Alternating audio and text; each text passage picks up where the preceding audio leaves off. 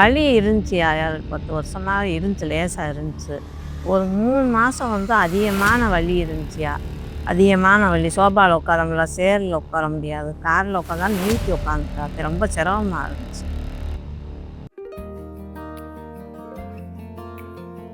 என் பேர் பாப்பம்மா. எங்க வீட்டுக்காரர் பேர் சின்னச்சாமி. 66 வயசு 65. வலி இருந்துச்சுயா, 10 வருஷமா இருந்துச்சு. லேசா இருந்துச்சு. ஒரு 3 மாசம் வந்து அதிகமான வலி இருந்துச்சுயா. அதிகமான வலி. சோபால உட்கார முடியல, சேர்ல உட்கார முடியாது. கார்ல உட்காந்தாலும் நீட்டி உட்காந்துட்டா. ரொம்ப சிரமமா இருந்துச்சு. அப்போ இருந்து எங்கள் அண்ணா பண்ணிட்டு வந்திருந்தாங்க. பண்ணிட்டு வந்தோன்னே சொன்னாங்க நல்லா இருக்குதுன்ட்டு.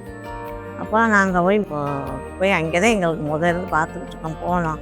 அவங்க ஆப்ரேஷன் பண்ணாத்தே இதுக்கு வந்து வேறு வழியே இல்லை. மாத்திரை மருந்து சரியாகாதுன்னு சொல்லிட்டாங்க. இடது கால் மூட்டு ஆப்ரேஷன் பண்ணோம். முழங்கால் பண்ணிருங்க. இப்படியே படிச்சுக்கிட்டே வழியிலே இருக்க முடியாதுன்ட்டு.